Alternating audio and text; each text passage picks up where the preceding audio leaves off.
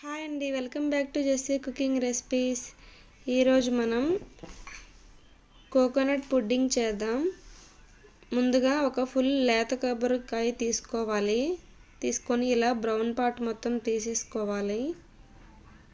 దీన్ని చిన్న చిన్న ముక్కలుగా కట్ చేసుకొని మిక్సీ జార్లో ఇలా 2 కప్స్ కొలుచుకొని వేసుకోవాలండి.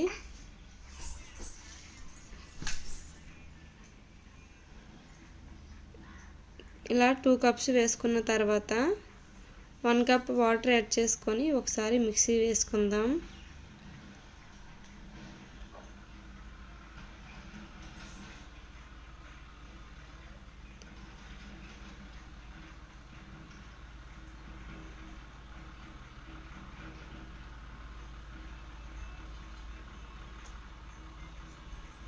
ఒకసారి మిక్సీ వేసుకున్నాక మళ్ళీ ఇంకొక కప్పు వాటర్ యాడ్ చేసుకొని ఇంకొకసారి మిక్సీ వేసుకుందాం.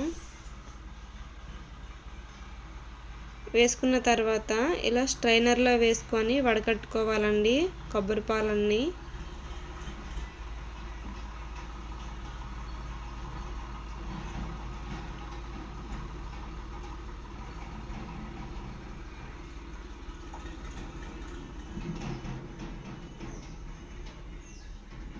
ఇలా బాగా వడకట్టుకున్న తర్వాత ఈ కొబ్బరి వేస్ట్ చేయకుండా కొబ్బరి ఉండలు చేసుకోవచ్చండి. ఎండబెట్టుకొని డ్రైగా స్టోర్ చేసుకోవచ్చు. తర్వాత ఈ పాలలో 4 టేబుల్ స్పూన్ కార్న్ ఫ్లోర్ వేసుకోవాలి. వేసుకొని విస్కర్తో బాగా మిక్స్ చేసుకోవాలి.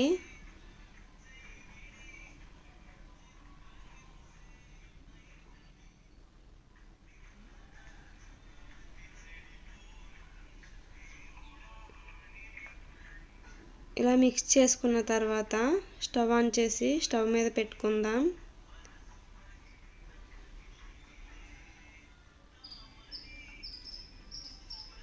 ఇలా మీడియం ఫ్లేమ్లో ఉడికించుకోవాలండి, కొంచెం దగ్గర పడేంత వరకు.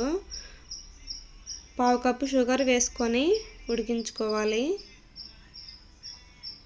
ఇందులో యాలకుల పొడి అయినా వెనిలా ఎసెన్స్ అయినా వేసుకోవచ్చండి. నాకు కొబ్బరి ఫ్లేవర్ తెలియడం కోసం నేను ఏమీ వేయట్లేదు. ఇలా కొంచెం దగ్గర పడిన తర్వాత సిమ్లోకి అడ్జస్ట్ చేసుకొని ఉడికించుకోవాలి.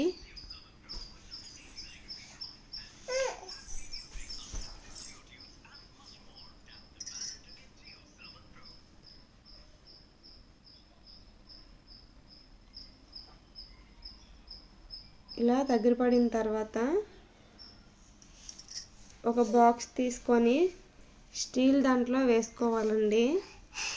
లేదంటే మీ దగ్గర గాజు బౌల్ ఉంటే అందులో అయినా సరే వేసుకోవచ్చు.